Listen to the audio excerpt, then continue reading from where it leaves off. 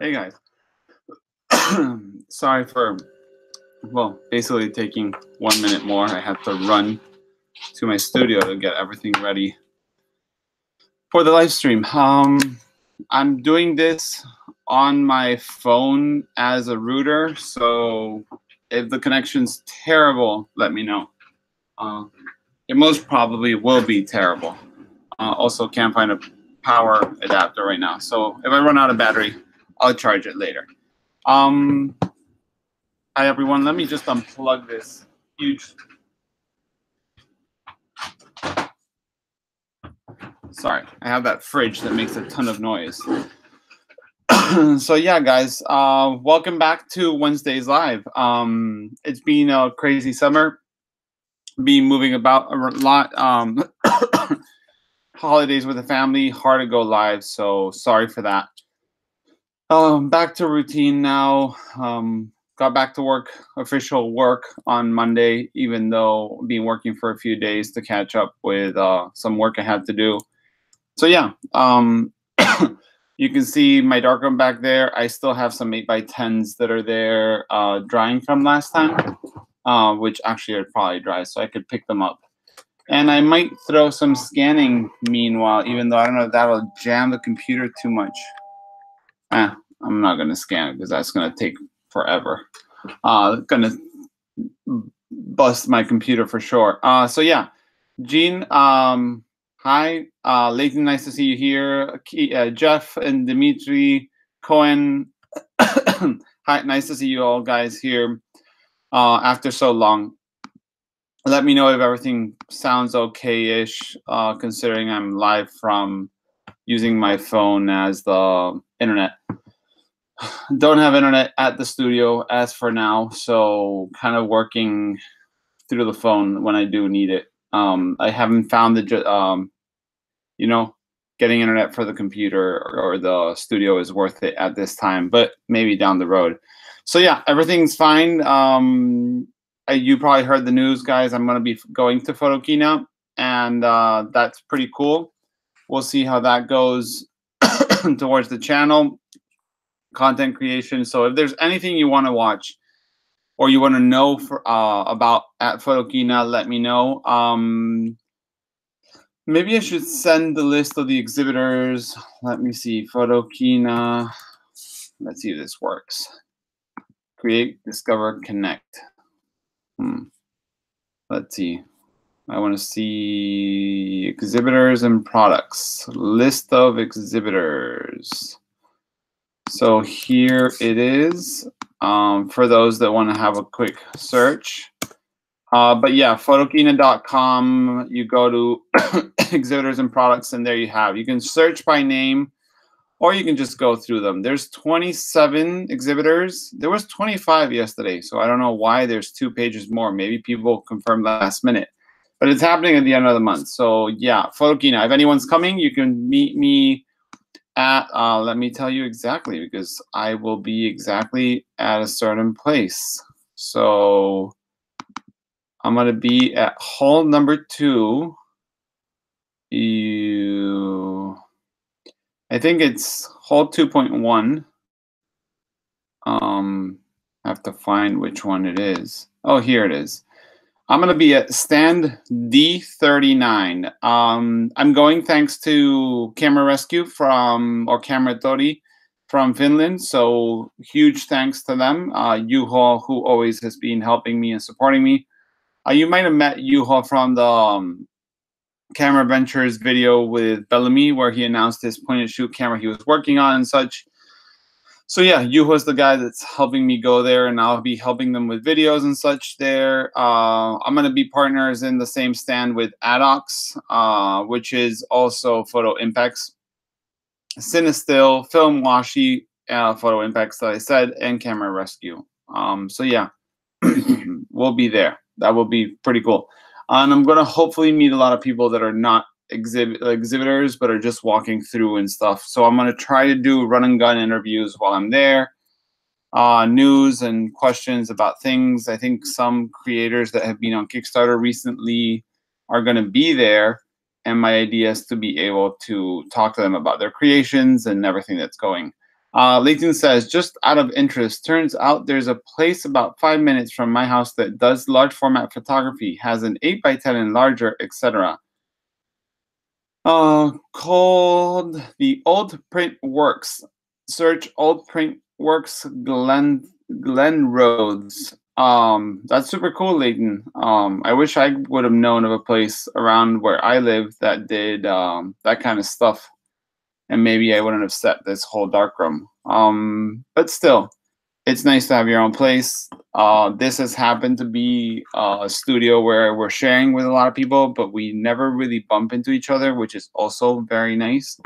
Means that every time I come to do a live stream, no one's running around, no one's shooting, no one's opening and closing doors and whatnot. So yeah, I've been doing a lot of shooting on the 8x10. You probably have seen some on my Instagram. I got an 8x10 field camera from Chamonix, and that's what I've been taking. So yeah, keeping that at the house. What has Camera Rescue in its booth? Well, Camera Rescue said the other day on social media that at one of the biggest photography fairs, you can't buy or sell anything. So Camera Rescue, I think, is going to be doing more a labor of letting people know about what they're doing, and basically networking, talking to brands, talking to customers, talking to people that might want to purchase or sell, maybe some collectors, because they do buy collections of cameras and things like that to put it back in the market. So yeah, I think that's what they're going to be doing. They're going to be basically networking, and they're going to have some cameras there to show you what kind of products they have and what they do. But yeah, basically that's what we're going to do. The whole Camera Rescue program, if you've heard about it, they're trying to like put back in the market 100,000 cameras before, I think it's the year of, I don't know, it's like the Helsinki something or the Finnish anniversary. I'm probably making a mess out of it. But they're trying to save 100,000 cameras out of people's wardrobes and garages or whatever, shelves, and putting them back in the market. Yuho is an extremely interesting guy. I had the satisfaction or the pleasure of driving, taking him in my car for 6 hours, and we never stopped talking, so that was pretty cool. Leighton says, I might try to bounce over and come and see. My problem is time off from actual work, but we will see. Leighton, that's a problem for everyone. I'm sorry to say. I actually had a pretty big issue trying to get the days off work to go to Photokina, and finally got them, but they're going to be subtracted from my pay, so that's going to be a pretty tough one because it's 4 days off work. Hogarth says, are we posting yet? And I won't say the word. I don't want to get banned by YouTube. Hogarth, I want to mark you as spam. Jeff says, classic hanky up. There you go. So yeah, exciting stuff going to Photokina. Starting a new series of videos. Hopefully, I'm trying to work a pilot out. And I can't say much yet because I'm crazy about the fact that I don't want to share till it's done, so that way no one grabs the idea, because I think it's going to be really cool. But it's going to be involving other photographers featured in the YouTube channel. It's not going to be interviews. It's not going to be stories about them. It's going to be a total different thing, which I think could work towards a future travels and stuff like that, which would be pretty cool.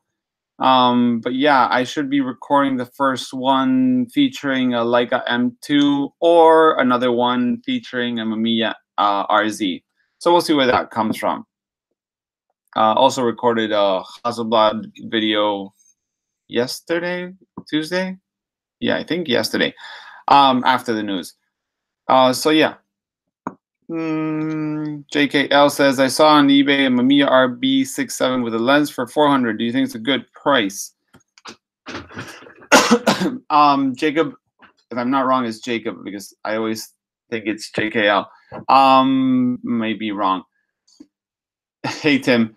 Nice to see you. So yeah, a Mamiya RB67 for 400 euros is not the cheapest you'll find, but if it's in good condition, it's not a bad price. Mamiya RB67 came in a few different flavors. The first one just being the Mamiya RB67, then the Mamiya RB67 Pro, and then the Mamiya RB67 Pro SD. I don't know what the SD stood for, but it was the latest version. So if it is the SD, it's a great price because that one is usually more expensive. The differences are minor, but you know, if you really want something of good value, go for the SD. If not, if you just want a camera to use yourself and abuse, get whichever one you like. Lenses, same thing. As Burning said, depends on the lens and the condition. Mamiya RB lenses, there's nothing like the 110 f2.8 from the RZ, but there is the 127, which is pretty nice. That's a 3.8. Then there's a 90, 3.5. Those are, I would say, the normal lenses and probably are a bit more expensive because they're the normal lens. The cheapest lens are going to be longer lenses. So 180 millimeters is so cheap. And the Mamiya and the RZ and the RB, the 180 is insulting cheap. And it's a great lens. So don't worry about that one. So it is a 180 and it's the old Mamiya RB67. It might be a little pricey, but not too much. But if it's the SD or the Pro, I think it's Pro S, Pro SD. I'm not sure. You have to Google that. So yeah, it's not a bad price. And honestly, if you're gonna use it, you're gonna love it. I love my Mamiya. I just did a feature article for the Photo Classics magazine, which I don't even know if I said this on the live stream, but yeah, hopefully I'll be featuring an article, actually 2 articles on the Photo Classic. One's going to be the news, which I hope are okay because making news a month and a half ahead of publication is hard because it's just going to be old news. And the other one's an article about photography and sports, which hopefully you guys enjoy if you get to see it. Never before done, actually not never before done a photography written article. So I hope I didn't make too many mistakes. And Hogarth actually was supposed to proofread some of my stuff, but he just never answered because he was sleeping. So yeah, let's see. All good. All good. If you guys have any questions, remember, as always, this is for me answering questions, not me just blabbering about what I'm up to or not. Just in case you feel like watching something interesting. This is a Polaroid. Yeah, I guess I can say Polaroid now. Polaroid Originals 8x10, and this is the quality you can get out of this stuff. And it's fairly, it's fair to say it's pretty bad. I would love to know how people get good results out of this. I don't even know they're actually making it anymore because I've heard they're out of stock. One thing you might not know is this Polaroid stuff, you expose one side and then as it's not a peel apart, the letters are always backwards. Kind of like when you take selfies on these phones nowadays. So yeah, that's how it works. Oh, let me see. Layton sent me a picture. Ooh, maybe it's worth sharing. He wouldn't share it if it wasn't worth sharing. Example cameras from the old print works. Okay, let me see if you guys can see this. Cameras that he sent me are at this location where he has an 8x10 and larger in England.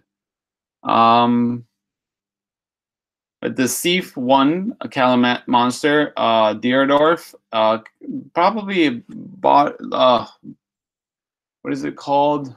The 8x20 banquet cameras, Fulmer and Schwing or something like that, and a Graflex. Pretty cool. Let me see. Burning Metal, I can't say these names. Quick question. Do you work with densitometers? Quick answer. I have 3 and I've never used any of them. And I should be probably super like scared of saying that. This one's a hand one. I paid very little for it. There, it's on. It does metering. I don't know if you need a source of light. I think it has its own source of light. Yeah, it has like a little light there. So it does have a little light. Density, I don't even know. I need the instructions for this, which I don't remember where they are. But yeah, I do have densitometers. It's one of those things I've been waiting to use properly and learn how to use. I have this one. I have which is the other one, right?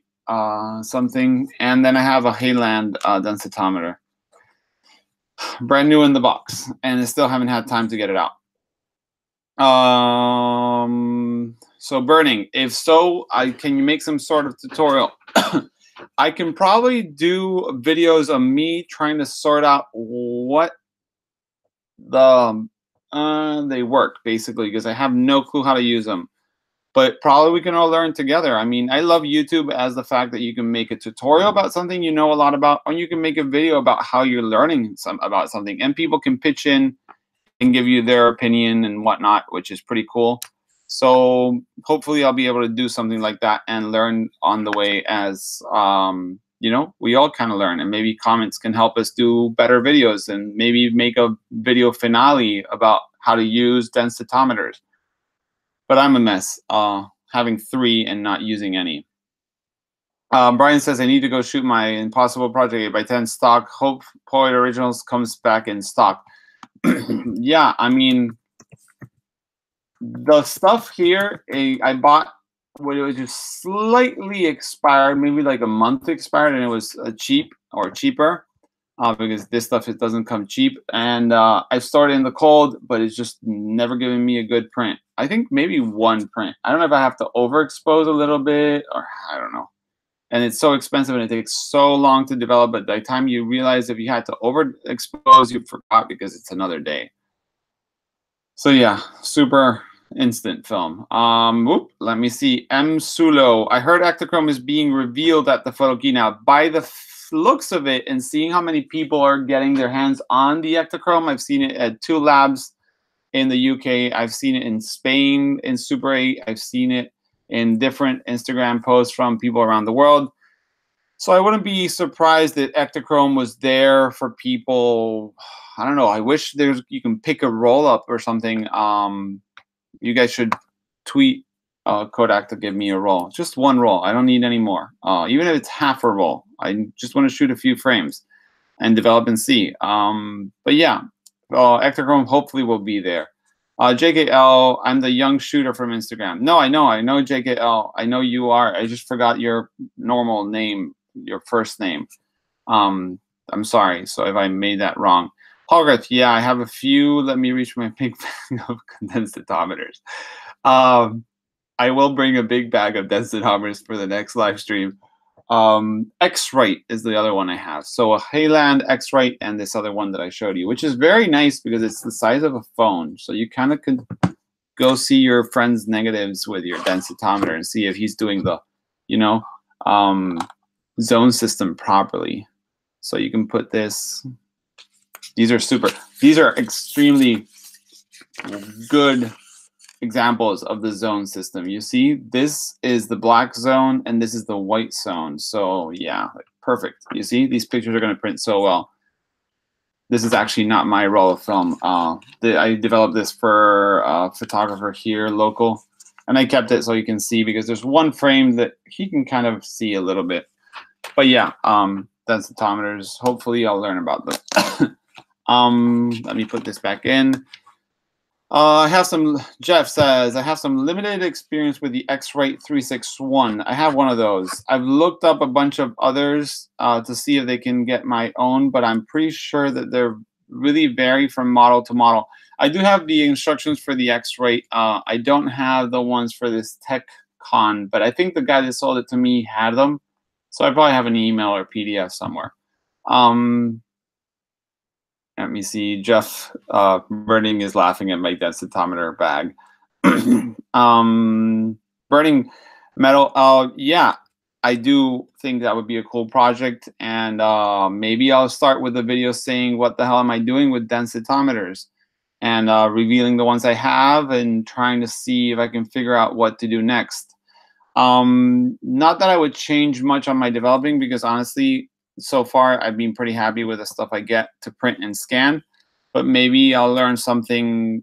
Well, maybe no. I probably will learn a lot from using densitometers. Not a maybe, for sure. Dimitri, can you filter when you shoot to get rid of the blue cast you're getting?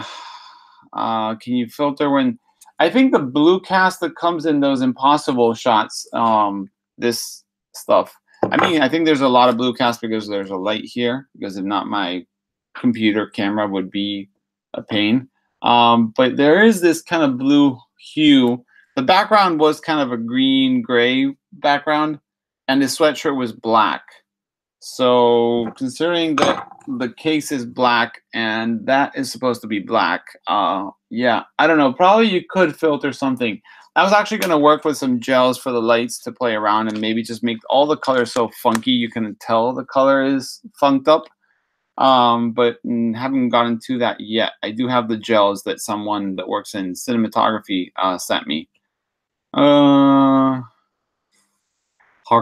My friends are all positives in my life. George, that's my name. Okay, sorry. So JKL George, great. I'll try to remember that one. Jeff says, I want a friend who cares about my negatives that much. Hey, I do care about his negatives. It's just there's nothing here. So this roll is busted, keeping to give him. But this roll was developed and sleeve accordingly. And I actually developed my own film while I did his. So I treated his the same way I treat mine. So it's no scratches. He got a ghost frame here, but yeah, it came out pretty well. Someone that picked up film again, probably age 50 plus. So that's pretty good. That roll that I showed you is he opened the back mid-exposure. So that's why it's a bust. But hopefully, you know, he'll learn from that and go from that on. He's shooting with a Mamiya C330, and I don't know what happened. He opened the back. There's another roll actually hanging over there. That's his that I have to cut and sleeve tomorrow. He's going to scan them tomorrow here at the studio. It's going to be my first studio scanner client, so that'll be cool. Probably end up scanning a lot more than we intend, but I'll try to develop some film back there. Dimitri, I have a box of Polaroid Sepia 1500 ISO peel apart film in the fridge. We'll see how to come out once I shoot it. I've never tried the old Polaroid stuff, the 665 and all that. 669, I think, was another one, or 667, or that Sepia. But I'm pretty jealous. I'm sure it's pretty cool stuff. I've tried only the Fuji Chromes, Fujiroids, and those were pretty awesome. I got to try the black and white. I got to try the color. Got to try the 4x5 versions, and I'm very sad that that's gone. There's no news from what's their name, SuperSense, which is weird because they were posting news back and forth, but I feel like it's just kind of stopped. So yeah, wonder what happened there for now. Our mission to save pack film. Let me see. Boop, boop, boop, boop, boop. They had a scheduling. Oh, it says their Kickstarter will start in 14 days. So hopefully in the next 14 days, we will get some news from SafePack Film. Also, hopefully we'll see Doc Florian Caps at Photokina. That would be pretty nice. I do know he was going to go last time, 2 years ago, but I don't know if he's going this year. I'll try to reach him. Fujiroids. Yeah, Tim, that's how people that's how people call him. The story about it that I've heard or I've read somewhere, if I'm not wrong, is that Polaroid and Fuji developed the peel apart film together.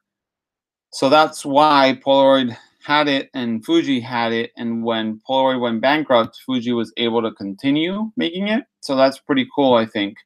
So yeah, I consider Fuji Instant Film or that peel apart to be Fujiroids because they were really kind of developed by both of them, not only Polaroid or not only Fuji. I don't know to what extent that is true, but it's a cool story if it is. Probably will never get a word from Fuji about that at this time. Dimitri says, I got a box of 3 when Impossible Project first came out, and there was blue one and forgot the other one. So it's probably very expired. Yeah, I bought some of that stuff from Impossible Project when they first announced their stuff, and they basically bought whatever was left over in the factory. I'm guessing a few pallets of this and that, and I bought a few rare, or not rare, but probably rare today, emulsions of that Polaroid stuff. I had the art version. Hey Hogarth, go back to work. Nice to see you. Thanks for sharing so much on the live stream. So yeah, I bought some of the art stuff. I bought some other stuff from the old Polaroid, and that stuff today still looks better than the Impossible Project stuff, the first batch. I have some of their first batch stuff somewhere, not here in the studio. I think it's in my news stuff. But it's so bad. It still works. And I should make a video about that one, shooting the first Impossible Project pack film. But yeah, it works. It's just the problem is once you get the exposure, it looks as good as it will, and then it just fades. So yeah, we'll see. We'll see how that goes. But yeah, that first Impossible stuff was very, very, very temporary. Basically, you would shoot it, have an exposure, and a few days later it was gone. Then they had this little crystals would eat the emulsion and whatnot. I haven't tried any of the new stuff. I got so heartbroken with that first. I think I bought like 10 boxes, and it was so expensive that I just kind of like got burned out, and I haven't exposed any film after that. But I should try some. I want to try the 1 Step Plus. No, 1 Step 2. The 1 Step Plus, I don't know, maybe for the close-ups. But I don't need Bluetooth and stuff like that on my cameras at the moment. That's something that's interesting. I don't know if you guys have noticed in the new trend of these new analog cameras, there's going to be, everyone's talking about compatibility with phones. And I don't really get why. Bellamy, I think, mentioned it, that he would have maybe an app to work with a point and shoot. Reflex had something similar. Polaroid now did the Polaroid Originals 1 Step Plus. Like, what is the need to have your phone? Well, they have the i1. What's the need to have a film camera speak to your smartphone?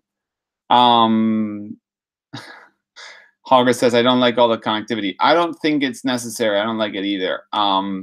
Like, what is the plus on having that? Like, okay, so Polaroid Originals has that 1 Step Plus. This is a horrible naming thing that I can mix up. That does the multiple exposures. Great, but that could be done with a button. You know, it could have a little button. You just press once, hard button. You press it, and you can do multiple exposures. Like the RF 670 from Mint camera did a great job at that. You shoot, and every time you click the shutter, it's another exposure. Exposure, exposure, exposure, exposure. You want to eject, you advance the film. There's no advance in terms of any practicality, but to eject the film. So why not the same with Polaroid? Just you could press, press, press, and then press another one, or press one button so it's multi every time before you want to shoot. I just don't understand. Then the remote part, like, I'm going to shoot from my phone because I don't want any vibrations. The guys from Lomography have that built into the lens cap. Like, why can't that be done? Like, it could have a little dongle that could hang, and you could just click it. I mean, it can't be that hard. So yeah, I don't need it to work with my phone. At least this one works independently, and if you want the phone connectivity, you use it. The one that was the i1 that worked for all changes on settings would have to be done on your phone. That was a hard one. That I would have never bought. This one, maybe. Let me see. Sorry, guys, lost you. Talking about that. Dimitri says, this was all the stuff I think they bought from Polaroid. It was all the peel apart type 100 film. When I opened it, Impossible Project had their box and the original box was in that box. Yeah, mine was the same. It had the original Impossible Project outer box, but the inside box was Polaroid. Brian says, wish Polaroid Originals would just introduce a manual shutter and aperture dial on the one step. I mean, what I've figured out, and I've been wanting to make a video about this, but I'll talk about the idea that I have is Polaroid Originals is aiming at the Instax market. Okay, so the Instax market right now is buying a ton of Instax film. Kids are all around the world. They're shooting those Instax like they were candy. Parents are paying that almost $1 per shot, whatever the kids shoot. A lot of other people that are not kids shoot them, but I mean, a lot of kids and people that just want a fun little instant thing are buying these.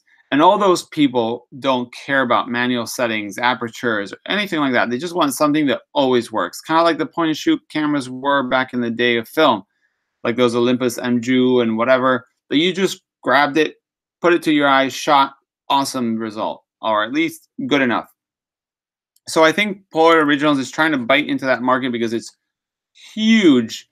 And maybe if that comes to a point that, you know, Fuji's always going to be like 100 times bigger than Polaroid Originals.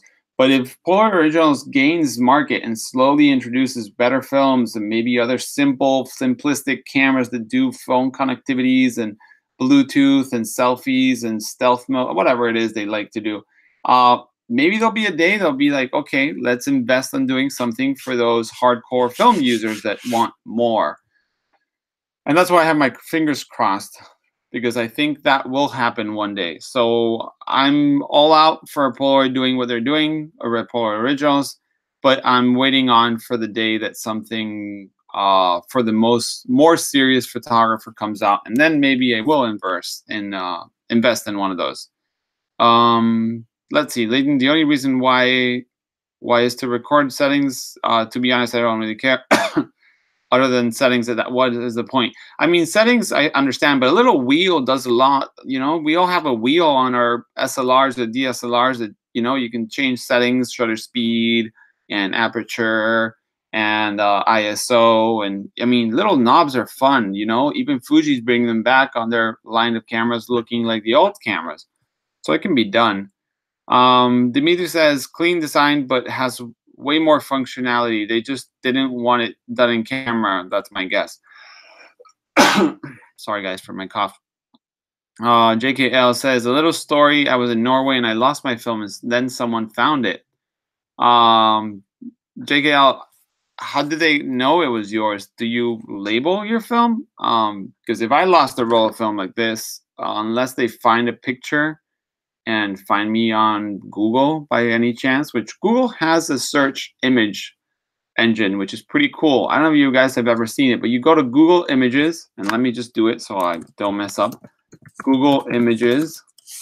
And once you're at Google Images, let me see, you got to open the proper images.google.com.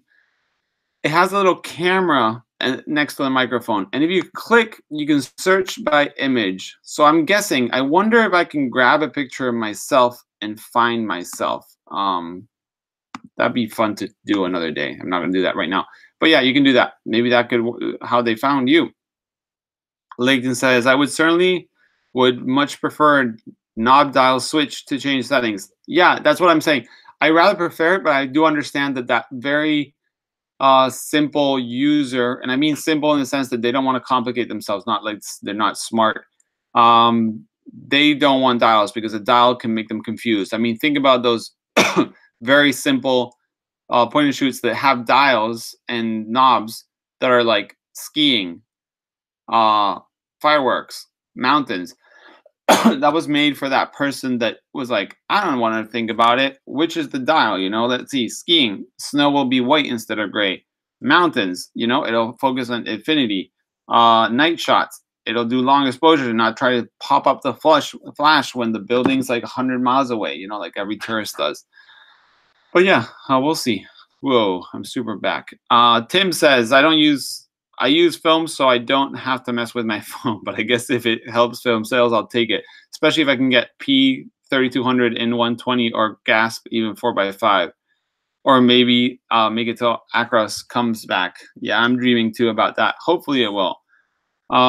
Which I have a bunch of P3200 to scan here, waiting forever. Bayek says, "Hey Nico, nice to see you, Bayek. Greetings from London. The only time my phone has anything to do with my film camera is a light meter on my phone. It's really useful. I mean, I do use my phone. I think phones have brought a lot of fun to film photography. Apart from social media part, which I think have a humongous part in the fact there's a film community. I mean, you guys probably would never find about me if you didn't have a YouTube on your phones or Instagram on your phones or whatever. I use it for light meters when I forget my light meter sometimes. I use it for recording small settings. I use it for knowing where the light will be at night or there. I use it to record where I was if I want to remember a picture. If I see something super cool in the middle of nowhere, I'll put like a spot on Google so I can one day in my life go back there. I use the massive developing chart. I mean, there's so many little things that work with film photography. So I don't walk out without it, but I don't want to use it. Like my camera has to work without this, basically. Oops. Tim says, I'm happy for Instax because film, but damn, I hope it's not the reason why Fuji is murdering all their non-instant film stocks. I kind of think that's, I mean, yeah, Fuji is keeping Instax because it's a massive sales, but they're ditching everything else because it's not selling so well.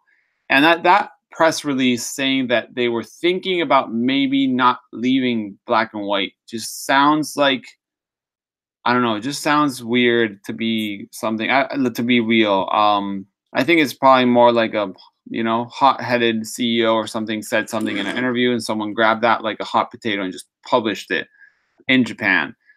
Just like when Kodak announced the Ektachrome, one of their guys said Kodachrome. I think he probably burped Kodachrome, and someone was like, Kodachrome, he said Kodachrome, write it down. They're making it again. And everyone everywhere, of course, did clickbaity articles and went on forums and talked about Kodachrome when they were never going to make Kodachrome. And if they do make it, I'll be super wrong. You guys can come here and first roll of films on me. But yeah, I think that's what happened with Fuji and all that. Federico, nice to see you. Tourists now shoot with iPads. I have seen, my dad actually uses an iPad as his camera because he doesn't have a smartphone. So I can't say, I can't find that interesting. JK, what do you think about the Olympus OM concept, for example, the shutter speed dial at the mount? Well, to me, the shutter speed dial at the mount comes very familiar from large format lenses. So for 35 and such, it'd be kind of a pain. But yeah, basically, I think it should be fine. It wouldn't be a problem to use the ring. I use the ring on the lens for the shutter speed on the Hasselblad, on the large format lenses, and a few others. I can't think about any others right now. But yeah, the Hasselblad does have it, which that's the whole video I'm working on. Hopefully tomorrow I'll upload it, which is how to use the Hasselblad lenses and a little few tips and tricks that I use with it. Yes, Lincoln says, I use large format. I shoot with my iPad. You have to use the iPad Pro. Then you really are the pro guy. Like something that's like this big. This is from when I iron my prints, which I'm working on. So yeah, rest in peace, Neopan Acros. Rest in peace, Fuji film black and white. Honestly, that's what I think is the worst. I was a huge fan of the Neopan 400 in 120 and 35. I loved the Neopan 1600. I recommended my brother take Neopan 1600 to a trip he did in India, trekking through the border between India and Pakistan, and he brought some shots that we actually printed out in 11x14, and the grain on that was amazing. It had those little flags, those little like Nepali flags, which I have no clue what they mean, but I'm guessing something, nice or religious. And the grain and the mountains, and it was just spectacular. I hope to find that negative and print it again because it was a great image. Not mine, my brother's, but he shot Neopan 1600, which was actually not that cheap. I mean, expensive, and it was awesome. My last roll I actually gave to a friend that shot it all the time, and I wasn't going to shoot it. It was one roll, but he had a huge library of it, so I gave it to him, and he shot the last roll. He was pretty trash that night, so I hope he didn't lose it, though. Let's see. Federico says, we need more color film. I love black and white, but I hate that only Kodak is making color film. Yeah, I do agree with you, Federico. Color film is the market is small. Kodak, actually, I was shooting Kodak film during this summer for that project for Photo Classic, and I got the famous numbers on the images. So I think it was actually this box of film.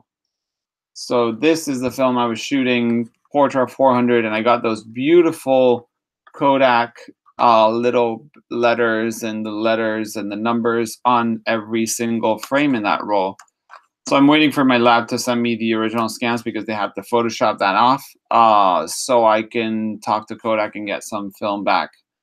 Honestly, I mean, I understand the whole thing that would happen, but like, just pull the film off the shelves. Like, don't let it go around and shooting stuff and making. I mean, the worst part of it is the fact that if it's a professional job, and this time to me it was, and I wasn't getting paid for it, but if you were getting paid for it, you can't redo that. You can't just go find the person, the model, makeup artist, whatever it is. I didn't have any of that, but and shoot it. Like, it's not the value of the film; it's the value of what was on the film. And that will never come back thanks to that paper quality problem from Kodak. So yeah, I'm pretty upset at Kodak with that.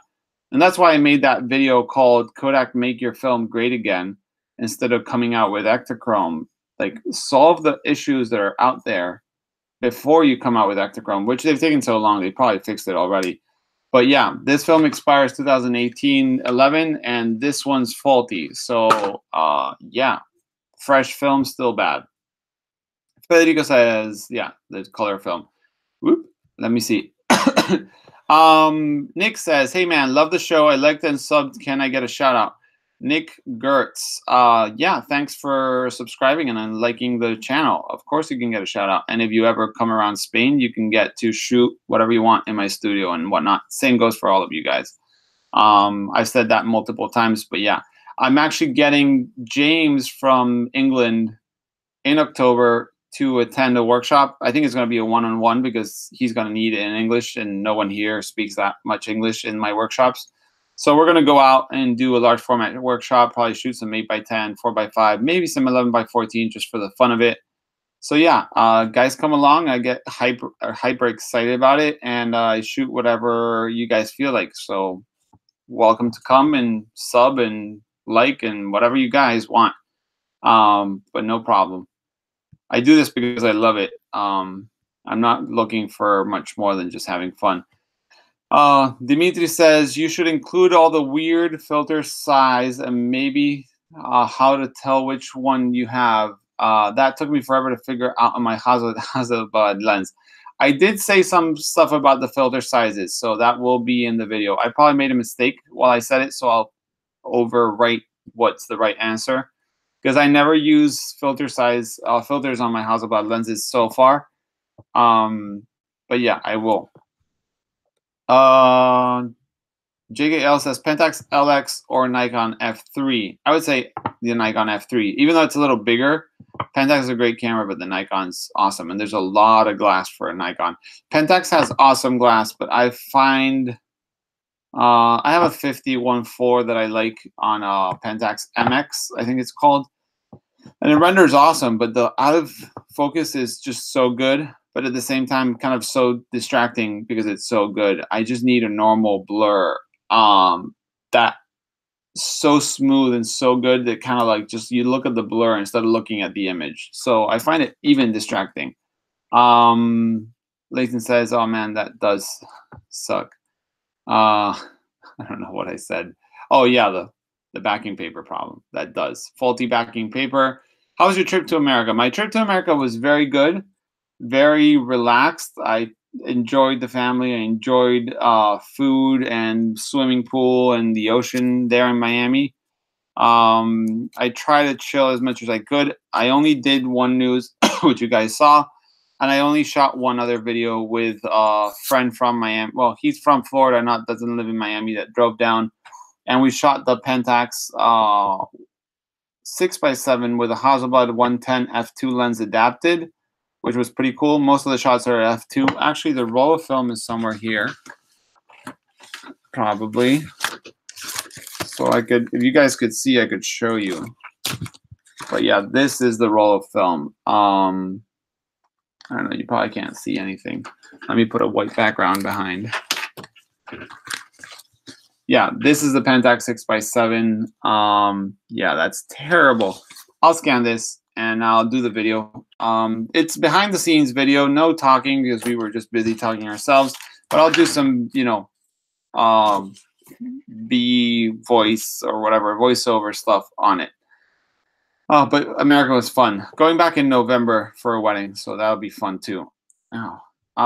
Tim says, have been doing some, been having some frustrations with C41 and 4x5 randomly get negatives with a crazy green cast, but I agree more color film would be great.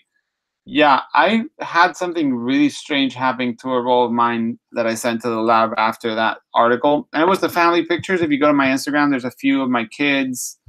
There's one of my sister with her kids, and in the same roll, same light conditions, no clouds, no changes, nothing changed. When the lab scanned it, there was huge differences in color temperature. Like one was yellow, one was blue, and the lab didn't do anything to the scanner. They know what they're doing. They do all my film when I do send it over. It's my lab of choice. But yeah, that was really weird. I'll see if I can send. Oh, if you guys want to see it, I'll post it somewhere, maybe on Patreon, and so you guys can see it. I'll leave it open so people can see. Burning Metal says, mind asking me where you located in Spain? Might go to Spain at some point in the future. I'm in Bilbao, which is basically where the Guggenheim is. That's what basically put Bilbao in the map. It's the north of Spain. Between the north of Spain, you've got Galicia on the left or west, and Barcelona and all that stuff on the east. So we're in the middle. But yeah, anytime you guys come, let me know. I've met a few people over the years through YouTube here, so it's pretty cool. I'm always down to meet and have a beer or two, and been getting into the beer craft scene, and it's pretty fun to drink and taste different stuff. Brian says, ever use Hasselblad Pro Shade? It is just an adjustable lens hood, or can you put 150 millimeters filters on it? Brian, I've seen it. I've never used it, but I think it does take filters like that. Pro Shade. I think you can use the same bayonet filters, but I think the front does let you use bigger filters. I don't know if it's their own system and whatnot, but like there's a picture here of some filters, but it looks like it uses a specific amount. But yeah, people that have it say it's awesome. I've never gotten it because I'm not usually in a problem with using lens hoods most of the time. But yeah, it's pretty awesome. There is different versions. I've heard to get the last one. So if you do go for one, get the last one. Timothy, nice. Hi to see you too. Greetings to Texas. What are your first impressions of the Beta Ektachrome? To me, it looks a great deal like Portra. Okay, so the Ektachrome, from what I've heard from someone in the industry, someone I would trust with what they said, they've had a huge amount of problems getting the slide, like salts or whatever it's called. Right now, I'm not getting the right word, but getting the slide to work as a slide. And I heard they had to work with the Vision grain and technology, which is negative film, and make that turn into a slide. So it will not be what Ektachrome was. It'll be a different product. It'll have the same name, but it will resemble a bit more, I think, color negative film and the tones. This is something I haven't read anywhere. I haven't seen it on any website or blog or anything. This was told to me by someone in the industry that runs a different company. and knows a bit about it. So I trust their word. And actually, the first test results, remember those with like the color charts and whatnot that had that amount of grain. It looked just like color negative gone wrong. Make me believe it quite a bit. I do think the beta Ektachrome looked really good. Those shots with the red background and the skin tones looked amazing, but I do not see that much of a punchy look to it. The pictures that this guy took, I think with a Leica of like a beach and so, do have a bit more of a look, but it doesn't look so slidey to me. It looks more like color negative, but we'll see. I mean, we really will have to wait and see, scan, check it out. But my word would say, don't expect the exact same product. Expect something different. Will it be cool to have a different product? Of course it will be cool. Will it be amazing? Will I use it? Probably will do. Not much because I'm not a slide shooter. But don't expect the same Ektachrome you probably have in your fridge or your freezer to look exactly like the new one. So yeah, excited that it's coming. Excited that it's coming soon. That it's finally coming too. But I don't expect it to be the same thing. I mean, probably nothing to do with Fuji slide film, which is very punchy and such. Probably nothing to do with the old Ektachrome. Probably similar in certain things. Probably they tweaked it so the colors kind of render similar. But I don't know. We'll see. We'll see the grain structure. I mean, slide film. When you look at it with a loop, like you just grab a loop and you look at slide, and it's just the resolution's amazing. You can see everything. This loop is dirty. But yeah, I'm really curious to see it. But from what I've seen so far, that theory of it being a vision film technology kind of turned into slide could be very true. Hopefully, one day I'll get to talk to Kodak if they ever want me around, and I'll ask them. If I can say, I will say. And if I don't say, maybe me not saying will mean that I said. But yeah, we'll see what happens. Just excited. Hope to see some in my hands at Photokina, and hopefully maybe results that are scanned or, you know, that I can see developed on a light table. I would love that. So yeah, if you guys want to see, as I said, anything special from Photokina, I'm going to go there bugging the hell out of film news. Hopefully, you know, get as much content as I can. Hopefully this time around 2018, I went in 2016.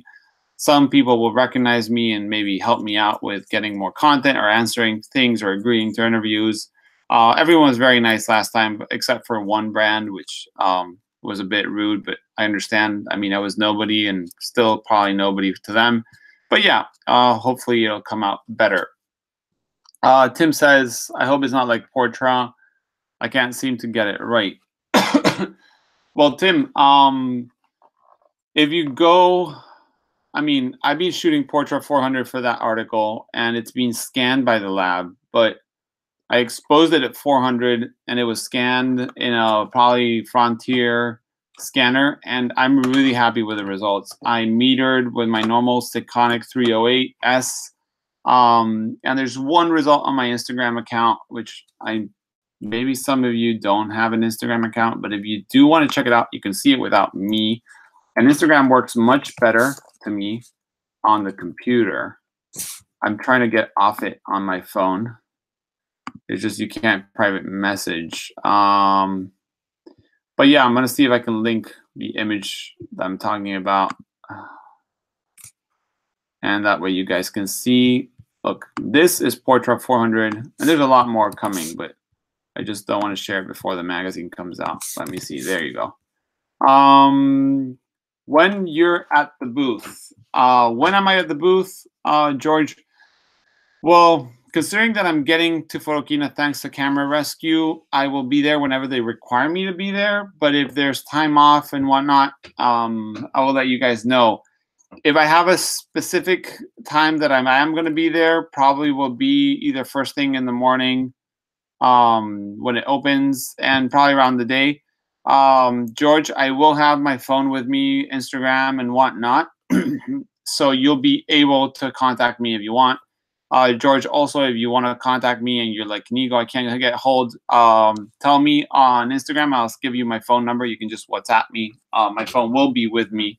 I'll check it out every now and then. Probably have it on silence because I'm going to be interviewing people and such.